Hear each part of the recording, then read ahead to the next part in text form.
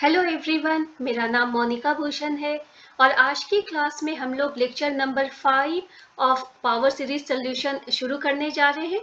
तो अब तक की क्लास में मतलब लेक्चर नंबर 4 तक हमने सीख लिया है कि रेक्टेंगुलर को कैसे प्रूव करते हैं।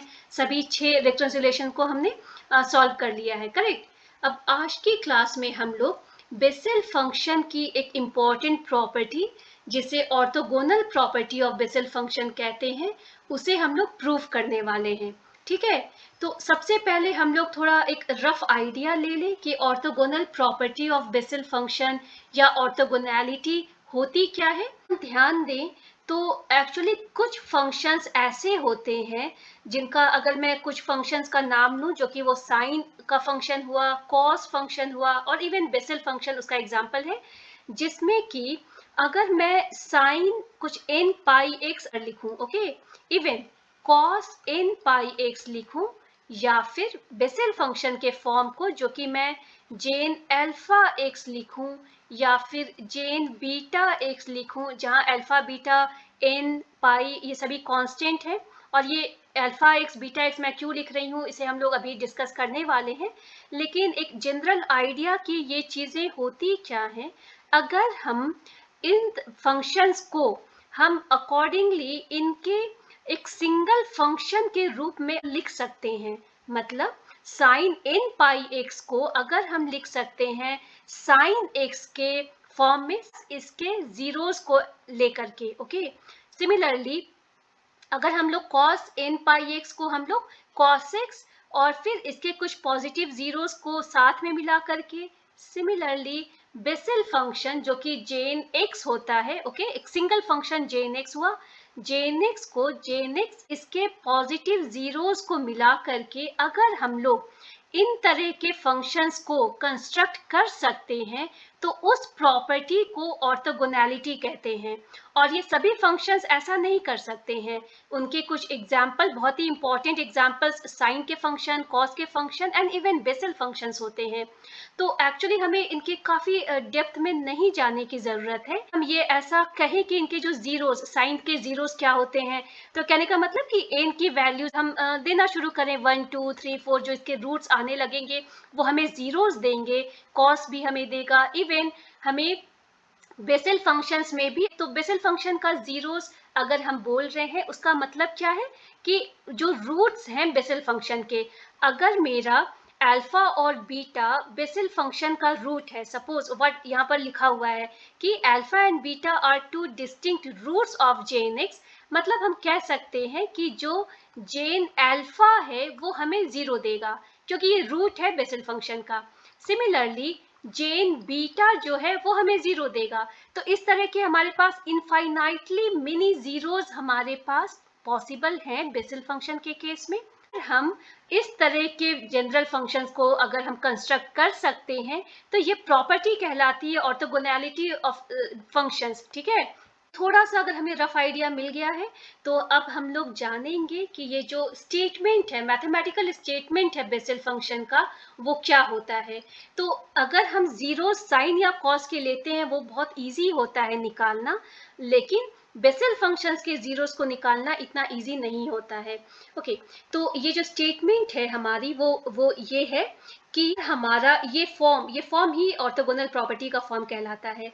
तो अगर ये जो फॉर्म है x इंटू जेन अल्फा x इंटू जेन बीटा x dx, जो कि डेफिनेट इंटीग्रल के अंदर में है, डेफिनेट इंटीग्रल जिसके लिमिट्स हैं हमारे 0 to 1, ओके। अगर ये हमें अल्फा और बीटा दोनों सेम नहीं है, मतलब कि इसके जो रूट्स हैं अल्फा बीटा अगर सेम नहीं है तो ये कंप्लीट आंसर हमें देगा 0। ठीक है, और अगर अल्फा और बीटा हमारे सेम है, दोनों रूट्स सपोज हमने सेम लिया है, तो उस केस में ये डेफिनेट इंटीग्रल इस फॉर्म का हमें ये आंसर देने वाला है। और वो आंसर क्या है, 1/2 जेन डैश अल्फा होल स्क्वायर। जेन डैश क्या है, d by D x of Bessel function. ठीक है, सिमिलरली ये हमें दूसरा हमें आंसर हमें n+1th order of Bessel function के फॉर्म में भी हमें आंसर मिल रहा है, जो कि है 1/2 J n+1 alpha whole square. Okay, तो इसे हम लोग समझने वाले हैं कि इससे हम लोग कैसे प्रूफ करेंगे इस स्टेटमेंट को। ठीक है, अब इसका हम लोग प्रूफ स्टार्ट करने जा रहे हैं। तो सबसे पहले हम ये इक्वेशन लेंगे, जनरल इक्वेशन बेसल फंक्शन का, कि कहलाता है कि अगर मेरा जे इन लैम्डा एक्स, अगेन लैम्डा कोई भी कांस्टेंट है, ये लैम्डा को आप रिप्लेस कर सकते हैं अल्फा से, बीटा से, किसी भी कांस्टेंट वैल्यू से। तो जो जनरल केस है, जेन लैम्डा एक्स अगर सॉल्यूशन है इस बेसल डिफरेंशियल इक्वेशन का, ओके, हमने फर्स्ट क्लास में देखा था बेसल डिफरेंशियल इक्वेशन का क्या फॉर्म होता है। ये फॉर्म जो है हमारा बेसल डिफरेंशियल इक्वेशन है, ओके। और ये जो फॉर्म है जिसमें हम लोग सोल्यूशन ले रहे हैं जेन लैम्डा एक्स, और इसे हम लोग लिख रहे हैं X square D two Y by D x square plus X D Y by D X plus lambda square x square minus N square Y equals 0। तो ये form actually reducible to Bessel function कहलाता है। ठीक है, तो इस वजह से हम लोग जेन लैम्डा एक्स के इस फॉर्म को लिख सकते हैं। ये हमारा टेक्निकली करेक्ट है लिखना, क्योंकि ये कंप्लीट फॉर्म हम लोग रिड्यूस कर सकते हैं बेसल फंक्शन के, हम लोग रिड्यूस कर सकते हैं बेसल डिफरेंशियल इक्वेशन में। ओके फाइन, तो हम लोग इस जनरल फॉर्म को लेकर के क्यों स्टार्ट कर रहे हैं, क्योंकि यहाँ पर हमें कुछ इस तरह के रूट्स लेने हैं, कुछ इस तरह की वैल्यूज लेनी है जिससे हमें अल्फा एक्स बीटा एक्स ऐसा जनरल फॉर्म को यूज करके हमें सॉल्व करना है। ठीक है, तो अगर हम ये माने कि हमारा जो सॉल्यूशन है, ओके, वो हमारा जेन अल्फा एक्स है, सिमिलरली अगर हम माने कि जेन बीटा एक्स भी हमारा एक सॉल्यूशन है इस डिफरेंशियल इक्वेशन का, ओके, तो हम उसे क्या कह सकते हैं कि सपोज जेन alpha x J n beta x को एक सिंपल नेम अगर हम लोग दे दें, हमने कहा कि u इक्वल्स जेन अल्फा एक्स है और v इक्वल्स जेन बीटा एक्स है, तो हम लोग इसी इक्वेशन को फिर से राइट कर सकते हैं इन दो फॉर्म में। करेक्ट, हम लोग ऐसा क्यों कर रहे हैं, क्योंकि ये जो y है, y का ही हमने दो इंस्टेंस निकाल लिया है, जो कि एक हमने u कह दिया और दूसरा हमने v कह दिया। ठीक है, तो अगर ऐसा हम कह रहे हैं तो हम लोग लिख सकते हैं, अगर y मेरा u है तो dy by D x u dash होगा, d two Y by D x square u double dash होगा। ठीक है, तो हमने क्या लिखा यहाँ, x square u double dash plus x u dash plus instead of lambda हमने लिखा है अल्फा, तो alpha square x square minus N square u equal 0। Similarly second equation में हमने y को v से रिप्लेस किया है और अकॉर्डिंगली हमने इसके डिफ्रेंसिएशन भी देखे हैं। तो X square V double dash plus X V dash plus beta square, ठीक है, plus beta square x square minus N square into V equals 0। Okay, अब हम क्या करने वाले हैं, सिंस ये दो इक्वेशंस हमें सामने हमने ले लिया है, अब हम इन दो इक्वेशंस को रीअरेंज करने वाले हैं। ये सभी अरेंजमेंट्स हम लोग क्यों कर रहे हैं, अगेन हमारा पर्पस है इस फॉर्म में आने का, लेफ्ट हैंड साइड इस फॉर्म में लेकर आने का हमारा पर्पस है, इस वजह से हम लोग इस तरह के रीअरेंजमेंट कर रहे हैं। तो इसके लिए हम लोग क्या कर रहे हैं, हम लोग फर्स्ट इक्वेशन को मल्टीप्लाई कर रहे हैं v बाई एक्स से और सेकेंड इक्वेशन को मल्टीप्लाई कर रहे हैं u बाई एक्स से।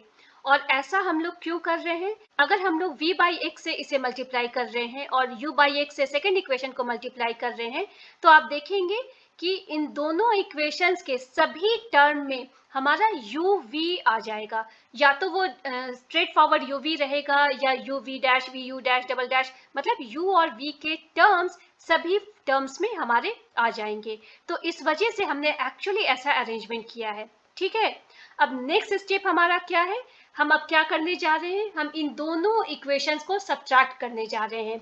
ओके, तो अगर हम इन दोनों को सब्ट्रैक्ट कर रहे हैं तो हम क्या देखेंगे कि ये हमारा जो है कैंसिल आउट हो जाएगा, और उसके बाद में हम लोग x के फॉर्म में, और ऐसे हम लोग यहाँ पर हम लोग इसको रीअरेंज कर रहे हैं, x into we you double dash minus you we double dash plus यहाँ पर हमारा कोई भी x नहीं है, we you dash minus you we dash plus यहाँ पर हमारे यू वी दोनों फॉर्म है यू वी एक्स, और ये दोनों कांस्टेंट है, ये मेरा alpha square minus beta square, this equals 0। ठीक है, क्योंकि सब्ट्रैक्ट किए हैं तो हमारा राइट हैंड साइड 0 हो गया, तो ये फॉर्म हमारा आ गया है। ठीक है, अब उसके बाद एक्चुअली इस टर्म के बाद का जो नेक्स्ट स्टेप है, ओके, ये जो हमारा नेक्स्ट स्टेप है, ये हम लोग सिंपली इस टर्म को देख करके इस स्टेप पर आना इतना आसान नहीं है।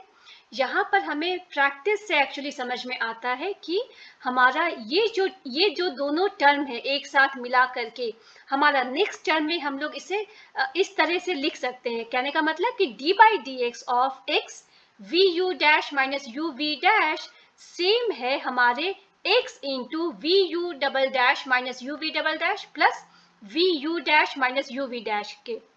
ओके, ये हमें प्रैक्टिस से बेसिकली समझ में आता है, लेकिन यहाँ पर हम लोग क्या करेंगे, हम लोग देखने वाले हैं कि क्या सही में D by D x of ये कंप्लीट टर्म हमें ये आंसर दे रहा है। अगर हमें ये आंसर मिल रहा है तो हम लोग कन्विंस हो जाएंगे कि ठीक है, हमारा नेक्स्ट स्टेप में हम लोग इसे लिख सकते हैं, इसे हम लोग रिप्लेस कर सकते हैं d by D x of this complete term के। तो अभी हम लोग इसे देखने वाले हैं। और अगर इसके अलावा का टर्म देखें तो ये जो मेरा alpha square minus beta square U V X equal 0 है, इसे हम लोग राइट हैंड साइड में ले जाएंगे तो ये मेरा minus alpha square minus beta square U V X बनेगा। तो हम लोग इसे लिख सकते हैं equals beta square minus alpha square, ठीक है, और then X U V form में। ठीक है, तो अब हम लोग इस टर्म को देखने वाले हैं कि ये जो मेरा D by D x of X into we you dash minus you we dash है, ये हमारा क्या आंसर देने वाला है। तो हमें ये फॉर्मूला पता है, हम लोग इस फॉर्मूला को d by D x of m into n हमें देता है m d by D x of n plus n d by D x of m, correct. तो अब हम लोग क्या करने जा रहे हैं, सिमिलर फॉर्म में हम लिखने जा रहे हैं इसे। तो ये हम लिखने वाले हैं d by D x of x मेरा एम है और ये कंप्लीट टर्म मेरा एन है, ठीक है, ये कंप्लीट एन है, ये मेरा एम है। तो हम लोग लिखने वाले हैं, एक्स को बाहर निकाल दिया, d by D x of हम अब निकालेंगे v you dash minus you we dash, ठीक है, माइनस, ओके, और तब हम लोग क्या करेंगे, प्लस ये मेरा v you dash minus you we dash और तब d by D x of x बन गया, ठीक है। तो अब हम क्या करने जा रहे हैं, इस टर्म को अगर हम देखें तो ये एक्स है, हमने इसे सेपरेट कर लिया है simply, d by D x of v you dash minus d by D x of u we dash हमने लिख दिया, और प्लस ये मेरा v you dash minus you we dash ही रहेगा, d by D x of x will give you 1, ठीक है। तो अब इस टर्म को अगर हम देखें, x मेरा कॉमन है, तो अगेन सेम फॉर्मूला हम लोग यूज कर रहे हैं, d by D x of u into v d by D x of m into n वाला फॉर्मूला। मतलब कि हम लोग क्या लिखने वाले हैं, v into d by D x of u dash, okay, और तब plus u dash into d by D x of v, और फिर इसके बाद हमारा सेकेंड माइनस में क्या है, d by D x of u into v dash, मतलब u d by D x of v dash plus v dash d by D x of u, ठीक है, और प्लस ये एज इट इज आ जाएगा। तो अब हम लोग अगर इसे फाइनली हमने इसे लिखना है, हम क्या लिखने वाले हैं, हम लिख सकते हैं d by D x of u dash, ठीक है ना, तो एक डेरिवेटिव है, एक और डेरिवेटिव निकल गया तो ये डबल डेरिवेटिव बन गया, plus u dash v dash हो गया, माइनस माइनस u एक डेरिवेटिव पहले से था तो ये हमारा बन गया v डबल डैश, फिर ये minus v dash and then u dash, ठीक है। तो ये मेरा minus u dash v dash और plus u dash v dash cancel out हो गया, हम लिख सकते हैं x into we you double dash, ठीक है, we you double dash minus you we double dash. तो यही चीज यहाँ पर लिखा हुआ है, x into we you double dash minus you we double dash और प्लस ये टर्म एज इट इज, ठीक है ना, u we dash minus v you dash minus you we dash. तो सिंस हम लोग इस टर्म को इस टर्म में लिख सकते हैं, ओके, तो इस वजह से हम नेक्स्ट स्टेप में इसे लिखने के लिए हम लोग कन्विंस्ड हैं, लेकिन इसे थोड़ा प्रैक्टिस से हमें इसे अगर हम इसे प्रैक्टिस करेंगे तो हमें ज़्यादा इसे ध्यान में हमारे दिमाग में ये बैठ जाएगा, ओके। अब हम लोग नेक्स्ट क्या करने जा रहे हैं, हमारा नेक्स्ट स्टेप है, हम लोग इंटीग्रेट करने वाले हैं लेफ्ट हैंड साइड और राइट हैंड साइड को विथ रिस्पेक्ट टू एक्स, जो कि लिमिट है मेरा 0 to 1 इंटीग्रेशन का, इंटीग्रेट करने वाले हैं with respect to x. Similarly right hand side को द डेफिनेट इंटीग्रल 0 to 1 ये हम लोग इंटीग्रेट करने वाले हैं विथ रिस्पेक्ट टू एक्स। अब है कि अगेन कि हम लोग इस स्टेप को क्यों करने वाले हैं, तो हमेशा हमारा फोकस क्या है, लेफ्ट हैंड साइड के फॉर्म में आने का, ठीक है। जो हमारा लेफ्ट हैंड साइड का फॉर्म है, बेसिकली आप ध्यान दें तो वो फॉर्म यहाँ पर है, वो क्या है आपका integration 0 to 1 x into u into v d x, जहाँ u और v दोनों हमारे J n alpha x and then J n beta x हैं। तो आप देखें तो हमारा लेफ्ट हैंड साइड एक्चुअली इस फॉर्म में हम लोग आ गए हैं, 0 to 1 x J n alpha x J n beta x, या इसे हम लिख सकते हैं 0 to 1 x u v and then d x. ठीक है, तो इस वजह से हमने यहाँ पर इसे इंटीग्रेट किया है। अब हम क्या करने जा रहे हैं कि हमारा ये जो फॉर्म है, ठीक है, यहाँ जब हमने इंटीग्रेट किया था तो इंटीग्रेशन और डिफरेंशिएशन ये कैंसिल आउट हो जाएगा, हमें एज इट इज ये फॉर्म मिल जाएगा, जहां पर x का जो लिमिट है वो क्या है, 0 to 1 है। ठीक है, तो ये 0 to 1 है, तो अब हम लोग क्या करेंगे, अपर लिमिट को पहले सब्स्टिट्यूट करेंगे, फिर माइनस के साथ लोअर लिमिट सब्स्टिट्यूट करेंगे। तो अपर लिमिट मेरा x के बदले 1 हमने लिख दिया, तो ये सिंपली मेरा आ गया v you dash minus you we dash and then minus, since जब हमने 0x को पुट किया तो ये 0 बन गया, तो ये हमारा आ गया लेफ्ट हैंड साइड में। और राइट हैंड साइड में क्या है, beta square minus alpha square constant था, और इस फॉर्म को हम लोग ऐसे ही रहने देंगे। ठीक है, अब हम क्या करने वाले हैं कि हमने जाना है कि जो u और v है, अब हम लोग बैक टू सब्स्टिट्यूशन कर रहे हैं। अब हम जानते हैं कि सिंस u जो है मेरा वो जेन अल्फा एक्स है, v जो है जेन बीटा एक्स है, तो यहाँ पर मेरा v और u डैश है, u v डैश है, तो अगर u मेरा जेन अल्फा एक्स है तो मेरा u डैश क्या हो जाएगा, u डैश का क्या मतलब है, आपका d by D x of u क्या हो जाएगा, आपका d by D x of J n alpha x होगा। तो इसका नेक्स्ट टर्म हमें क्या देने वाला है, हम इसे लिख सकते हैं, अल्फा को कांस्टेंट बाहर निकाल दिया, ये क्या हो गया आपका d by D x of J n alpha x. ठीक है, तो अब हमें ये क्या हो जाएगा, alpha into J n dash alpha x. ठीक है, तो वही हमने यहाँ लिखा है, u डैश क्या है आपका, alpha into J n dash alpha x. Similarly v dash क्या हो जाएगा आपका, beta into J n dash beta x. Fine, अब u v u dash v dash सभी को हम लोग J n alpha x J n beta x के फॉर्म में अब लिख देंगे यहाँ पर। तो वही काम हमने किया है। ठीक है, यहाँ पर हमने उसी को यहाँ पर सब्स्टिट्यूट कर दिया है, सभी को वापस से अल्फा एक्स बीटा एक्स के फॉर्म में। अब हम इसे लेफ्ट हैंड साइड में लेकर आ रहे हैं, 0 to 1 x J n alpha x J n beta x d x आपको क्या देगा, यहाँ पर अगर ये गया तो 1 by beta square minus alpha square, और ये कंप्लीट टर्म, ठीक है ना, मगर ये जो कंप्लीट टर्म है इसमें हमने x को 1 से सब्स्टिट्यूट कर देना है, मतलब ये आपका क्या बन जाएगा, ये आपका हो जाएगा अल्फा कांस्टेंट है बाहर निकाल लिया, अल्फा इंटू जेन beta into J n dash alpha. ठीक है, क्योंकि x हमारा 1 है। सिमिलरली माइनस बीटा इंटू जेन alpha into J n dash beta. ठीक है, तो ये हमारा इक्वेशन 4 तैयार हो गया। ओके, अब हम लोग देखें कि हमें प्रूफ क्या करना था। अब इसी इक्वेशन पर हम लोग सारे एनालिसिस करने वाले हैं दोनों केसेस के।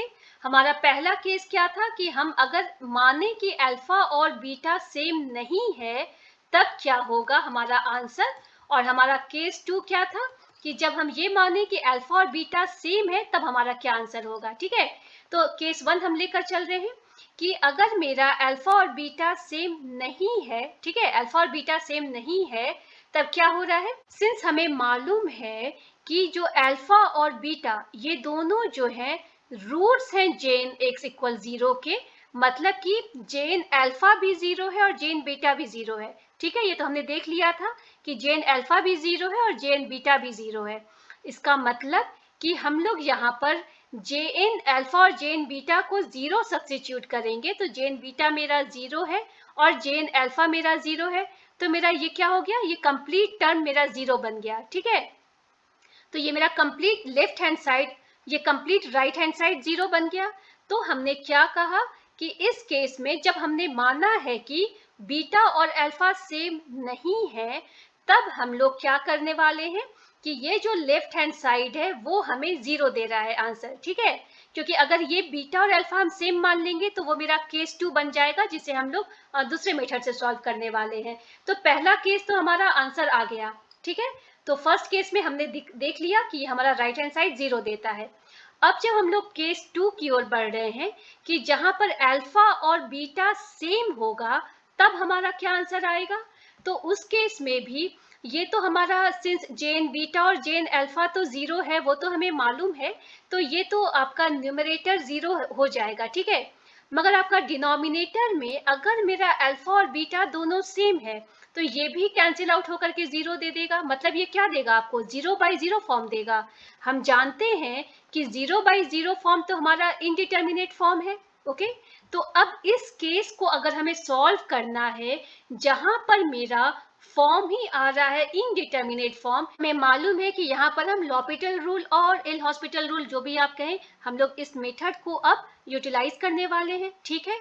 और हमारा मेथड क्या कहता है कि अब हमें इवेल्युएट करना है लिमिट्स को यूज करके, ठीक है ना। मतलब हम लेफ्ट हैंड साइड और राइट हैंड साइड दोनों में हम लोग लिमिट्स को लेने वाले हैं, और वो लिमिट हमारा क्या हम लेने वाले हैं, हम लेने वाले हैं beta tends to alpha. Okay, beta tends to alpha हम लेने वाले हैं लिमिट। तो मेरा लेफ्ट हैंड साइड क्या हो जाएगा, सेम थिंग है ये मेरा, सिंपली हमने limit beta tends to alpha दोनों में ऐड किया है। अब आप चाहें तो अल्फा टेंस टू बीटा भी लिख सकते हैं। दोनों में डिफरेंस क्या रहेगा कि यहाँ थोड़ा हमें समझने की जरूरत है कि इसका मतलब क्या है। अब इस केस को सॉल्व करने के लिए हम लोग बीटा को वेरी कर रहे हैं, बीटा टेंस टू अल्फा है और हम लोग अल्फा को फिक्स्ड रख रहे हैं। अल्फा मेरा फिक्स्ड है, मतलब अल्फा मेरा कांस्टेंट है। इसका ये मतलब नहीं है कि इस केस में मेरा बीटा भी कांस्टेंट हो जाएगा, क्योंकि बीटा तो वेरी कर रहा है, बीटा टेंस टू अल्फा है। ओके, तो यहाँ पर हम लोग अल्फा को कांस्टेंट मानेंगे लेकिन बीटा को कांस्टेंट नहीं मानेंगे। ओके, तभी हम लोग इस फॉर्मूला को, तभी हम लोग इस रूल को अप्लाई कर सकते हैं। सिमिलरली अगर हम मानते अल्फा टेंस टू बीटा तो भी हमारा आंसर आने वाला है, लेकिन उस केस में हम लोग बीटा को फिक्स्ड कर देंगे, क्योंकि बीटा फिक्स्ड है और अल्फा जो है वेरी कर रहा है, अल्फा टेंस टू बीटा हो रहा है, ठीक है। हमने अल्फा को कांस्टेंट माना, तो उस केस में हमने क्या लिखा है यहाँ पर, ये जो जेन अल्फा है वो तो जीरो हो जाएगा, ठीक है, क्योंकि हमारा, हमने कहा था कि जेन अल्फा जो रूट है इस इक्वेशन का, तो ये तो हमें जीरो दे रहा है, जेन अल्फा हमें जीरो दे रहा है। तो अब हमारा बचता क्या है, हमारे राइट हैंड साइड में अल्फा जेन beta into J n dash alpha ही रह रहा है, और ये टर्म हमारा जीरो हो जा रहा है, ठीक है। तो हम लोग यहाँ पर फिर से लिख रहे हैं क्या, कि since alpha is fix so we must have J n alpha equal zero, क्योंकि अल्फा तो रूट है मेरा जेन एक्स का। इस वजह से हम लोग यहाँ पर left hand side as it is रहने दिए और राइट हैंड साइड में हमने सेकेंड टर्म को जीरो कर दिया, और वो हमें इस फॉर्म को लेकर के हम आ रहे हैं, ठीक है। यहाँ पर अब हम क्या करने वाले हैं, हम लोग न्यूमरेटर और डिनोमिनेटर दोनों को डिफ्रेंशिएट करेंगे, करेक्ट। तो हम जब न्यूमरेटर को डिफ्रेंशिएट करेंगे तो हमारा क्या आंसर आने वाला है, हमारा अल्फा तो कांस्टेंट है, वो एज इट इज है, इवन जेन डैश अल्फा भी कांस्टेंट है, करेक्ट। तो इस वजह से जेन डैश अल्फा भी ऐसे ही रखा हुआ है, जो बीटा ही हमारा यहाँ पर वेरी कर रहा है। तो हम लोग डिफ्रेंशिएट करेंगे जेन बीटा को, तो वो हमें क्या देगा, जेन डैश बीटा। सिमिलरली हमारा डिनोमिनेटर में अल्फा तो कांस्टेंट है, तो जब हम डिफ्रेंशिएट करेंगे तो बीटा स्क्वायर मेरा बन जाएगा 2 बीटा, और डिफ्रेंशिएशन ऑफ कांस्टेंट तो हमें जीरो देने वाला है। तो अब मेरा आंसर आया इस टर्म का, limit beta tends to alpha, alpha J dash alpha J n dash beta J n dash alpha divided by 2 beta. और ये हमारा 0/0 फॉर्म अब नहीं है, इस वजह से आगे हम लोग फिर से डिफ्रेंशिएट नहीं करेंगे, ठीक है ना। तो अब हम लोग क्या करने वाले हैं कि अब सिंपली हम लोग अब बीटा को, सिंस अब हम लोग को ये 0/0 फॉर्म नहीं है, तो हम बीटा को अल्फा के रूप में लिख सकते हैं। अब हम लोग क्या लिखने वाले हैं, यहाँ पर बीटा को रिप्लेस कर देंगे अल्फा से, तो उस केस में ये हमारा क्या बन जाएगा, 1/2 alpha, alpha J n dash alpha, J n dash alpha मतलब जेन डैश अल्फा का स्क्वायर हो जाएगा, ठीक है। यहाँ पर हम लोग बोल रहे हैं इस टर्म को, तो इसका मतलब हमारा क्या हो गया, ये अल्फा और ये अल्फा हमारा कैंसिल हो गया, और ये 1/2 जेन डैश अल्फा का होल स्क्वायर हो गया। इस टर्म में कोई प्रॉब्लम नहीं होनी चाहिए। अब हम लोग क्या करने वाले हैं, इसके बाद में यहाँ पर हमने लेफ्ट हैंड साइड को एज इट इज रहने दिया, 0 to 1 integration x into J n square alpha x और J n alpha x whole square, whatever, ये बात एक ही है। राइट हैंड साइड मेरा आ गया क्या, 1/2 जेन डैश अल्फा होल स्क्वायर, और यही हमें प्रूफ करना था, ठीक है ना। हमें एक ये टर्म हमने प्रूफ कर लिया, जो कि हमारा same order of J n function में इसे प्रूव करना था। सिमिलरली इसी लेफ्ट हैंड साइड को हमें बेसल फंक्शन का n+1th ऑर्डर में इस फॉर्म में भी प्रूव करने के लिए लिखा हुआ है। तो आपको एग्जाम में ये भी पूछा जा सकता है। तो इसे प्रूव करने के लिए हमें क्या करना होगा, अब हमें रेकरेंस रिलेशन का हेल्प लेना होगा, ठीक है। तो इस वजह से हमें रेकरेंस रिलेशन याद रखने की जरूरत है। हमने पिछली क्लास में जाना था कि जब भी हम लोग सेम ऑर्डर के बेसल फंक्शन से उसका इंक्रीज्ड ऑर्डर में जाते हैं या डिक्रीज्ड ऑर्डर में जाते हैं तो हमारा रेकरेंस रिलेशन 5 और 6 उसके लिए यूजफुल बन जाता है। तो हमने यहाँ पर रेकरेंस रिलेशन 5 को लिख लिया है, ठीक है। ये क्या कहता है हमारा, jn dash x equals n by x jn x minus jn plus 1x। तो इसी फॉर्म को हम लोग लिख सकते हैं इस फॉर्म में, jn dash alpha n by alpha jn alpha minus jn plus 1 alpha, ठीक है। इस फॉर्म में हम लोग लिख सकते हैं। तो अब हम क्या करने वाले हैं कि हमने देखा है कि jn alpha तो रूट है जो कि हमें 0 देगा, तो jn alpha हमारा 0 हो जाएगा। इसका मतलब ये टर्म हमारा 0 बन गया। तो हम क्या लिख सकते हैं, jn dash alpha equals minus jn plus 1 alpha, correct. या फिर हम क्या लिख सकते हैं, इस टर्म को अगर हम देखें ये हमें और क्या दे सकता है, 1/2 jn dash alpha का whole square. jn dash alpha का होल स्क्वायर आपको क्या देगा, negative of jn plus 1 alpha का होल स्क्वायर, मतलब ये आपको क्या देगा, jn plus 1 alpha का होल स्क्वायर, ठीक है। तो ये तो वही टर्म आ गया जो कि हमें प्रूफ करने के लिए कहा गया था, ठीक है। तो इस तरह से हमने इस orthogonal property of Bessel functions को प्रूफ किया। तो अगर आपको ये क्लास यूजफुल लगी हो तो प्लीज़ लाइक और सब्सक्राइब करें मेरे चैनल को। Thank you.